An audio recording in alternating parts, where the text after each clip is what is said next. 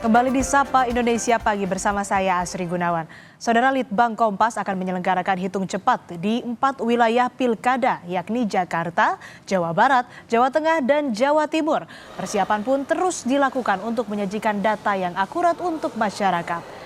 Inilah persiapan ruang pengolahan data hitung cepat Litbang Kompas yang akan dilakukan di hari pemungutan suara pilkada serentak Rabu 27 November 2024. Litbang Kompas akan mengambil sampel di 400 TPS terpilih di masing-masing wilayah pemilihan, baik Jakarta, Jawa Barat, Jawa Tengah maupun Jawa Timur. Untuk menghasilkan data yang lebih valid dan akurat sejak dari proses penentuan sampel sampai validasi di lapangan dilakukan dengan pengawasan berlapis. Sumber pendanaan seluruh kegiatan hitung cepat Litbang Kompas berasal dari anggaran harian Kompas.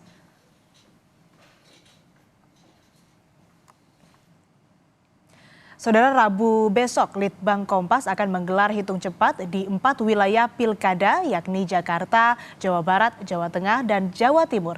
Lalu bagaimana kesiapan dan persiapan tim Litbang Kompas untuk menyajikan data hitung cepat seakurat mungkin kepada masyarakat?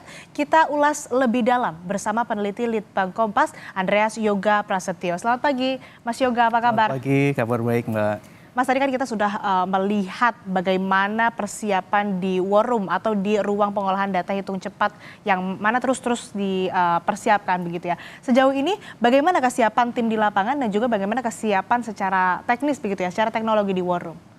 Baik, terima kasih. Untuk pagi ini kami dari tim Litbang Kompas itu sudah berada di 1.600 lokasi TPS. Di pagi ini teman-teman yang membantu kami di tenaga lapangan itu wajib mendatangi lokasi TPS di mana mereka besok akan bertugas. Nah, kemudian nanti siang teman-teman di pusat data itu akan melakukan simulasi.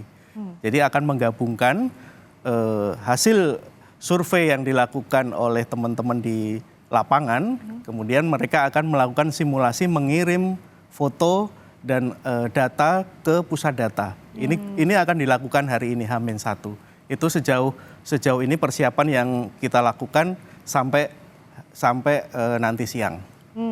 Kalau logistiknya sudah siap semua di war room? Sudah Mbak. Karena kita melakukan hitung cepat ini sebagai sebuah metode survei. Jadi kita akan melakukan penghitungan persentase hasil pemungutan suara di 1.600 TPS. Yang dipilih secara acak melalui metode statistik. Jadi ini hitung cepat ini kalau kita lihat prosesnya ada 3. Yang pertama kita mengumpulkan data TPS di lapangan, kemudian kita memverifikasi data itu di pusat data, kemudian kita melakukan konfirmasi dulu ke petugas TPS-nya. Apakah data yang dikirimkan itu betul. Baru sesudah itu data didistribusikan, dipublikasikan kepada khalayak. Salah satunya melalui Kompas TV besok. Ada 1.600 TPS di 4 wilayah, artinya 4 wilayah. 400. Lalu keseluruhan tim di lapangan ini ada berapa? Dan tadi mungkin bisa dijelaskan lagi alurnya kalau tadi disebutkan menghimpun dulu data, kemudian masuk di verifikasi dan lain sebagainya sampai akhirnya bisa disajikan begitu. Boleh dijelaskan lagi Mas Yoga? Total tenaga lapangan yang terlibat dalam hitung cepat kali ini di 4 provinsi adalah 2.050 orang. Ini terdiri dari 1.600 tenaga lapangan yang khusus menjaga TPS. Kemudian nanti ada juga koordinator lapangan, ada 280 mereka yang membackup tenaga lapangan. Kemudian di tenaga pusat data itu ada 168 orang tenaga yang menjaga data dari aliran dari TPS dan di verifikasi di pusat data. Selain itu kita juga membuka pusat data kecil atau kami biasa disebut mini war room itu di 3 kota yaitu Semarang, kemudian Bandung dan Surabaya. Nah, kalau kita lihat prosesnya tadi memang metode ini menghitung persentase hasil pemungutan suara di TPS terpilih. Kemudian teman-teman yang di lapangan akan mengirimkan data itu melalui perangkat elektronik ke pusat data. Data yang dikirimkan itu juga harus dilengkapi dengan bukti-bukti yang sudah kita syaratkan, yaitu bukti foto hasil penghitungan suara yang sudah diverifikasi oleh petugas pemilihan setempat atau PPS. Nah, dari data itu kemudian kita konfirmasi lagi. Kita melakukan konfirmator ke petugas TPS-nya. Kita hubungi lewat telepon, apakah benar data yang dikirimkan oleh tenaga lapangan ini sudah valid. Sesudah valid baru kita berani publish. Seperti itu kira-kira Mbak proses. Oke, ini timnya dari mana saja Mas? Di Jakarta semua atau bagaimana? Karena kita pakai 4 provinsi, jadi kita sebar tim di 4 provinsi itu, masing-masing ada 400 TPS yang kita jaga, berarti ada 400 orang yang menjaga TPS, satu TPS, 1 orang.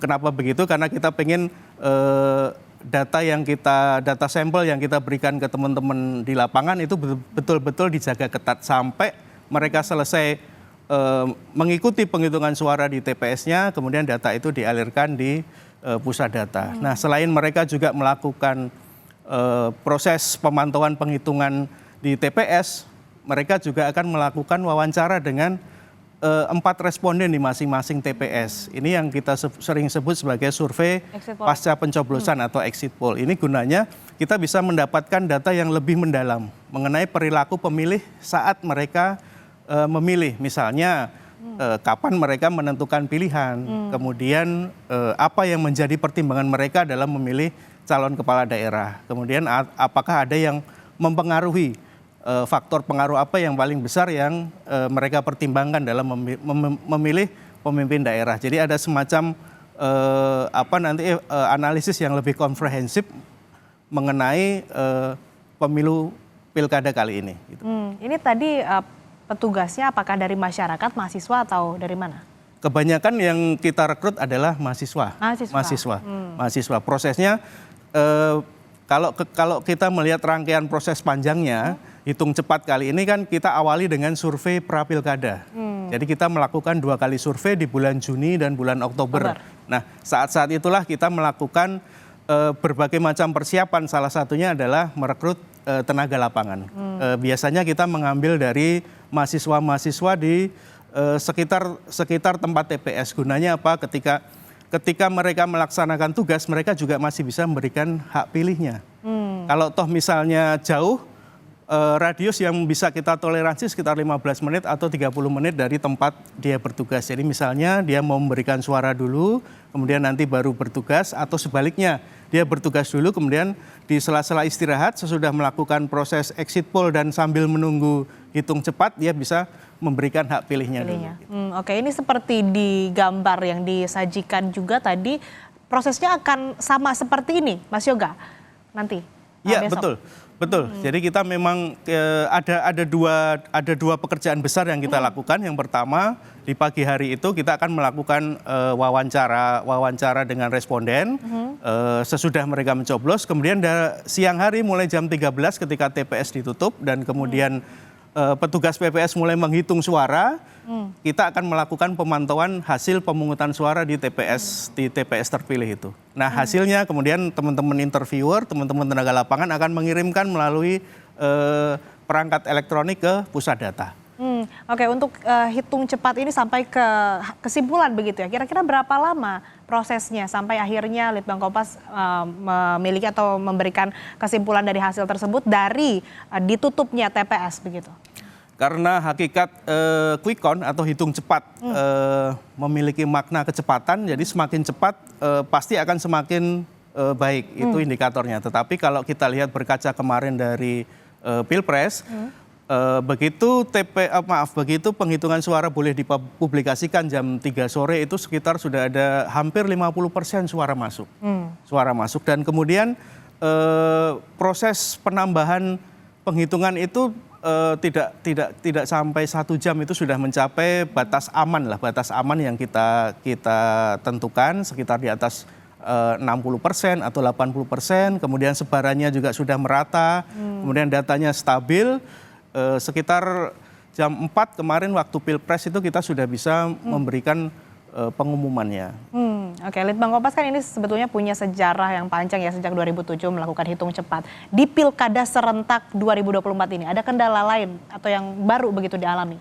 Ya, ini mirip dengan apa yang dialami oleh seluruh masyarakat Indonesia, termasuk mungkin oleh KPU, Bawaslu, bahwa pilkada serentak kali ini merupakan sejarah baru. Di mana pilkada itu dilakukan serentak. Sebelumnya kan bergelombang ya Mbak, dari tahun 2005 ketika muncul, kemudian pemerintah mulai menata 2015, ada 4 gelombang, kemudian tahun 2024 lah dimulai pilkada serentak.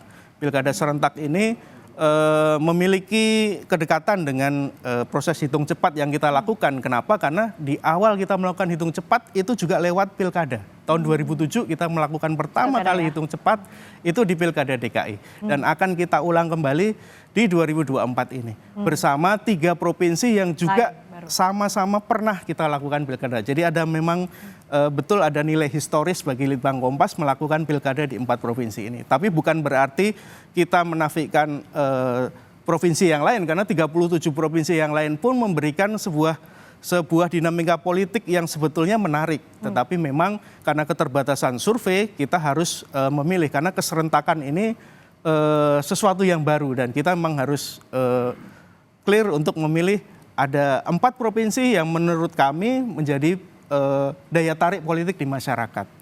Baik, pencoblosan besok, hari pemungutan suara besok dilakukan. Kita harapkan juga semoga proses pemilu atau proses pilkada serentak di Indonesia 2024 ini berjalan lancar. Dan juga tentunya kita harapkan di War Room ini lancar juga begitu ya prosesnya, supaya bisa menyajikan hasil hitung cepat yang akurat dan juga bisa disajikan langsung ke masyarakat. Terima kasih Mas Yoga telah bergabung bersama kami di Sapa Indonesia Pagi. Sehat selalu Mas Yoga.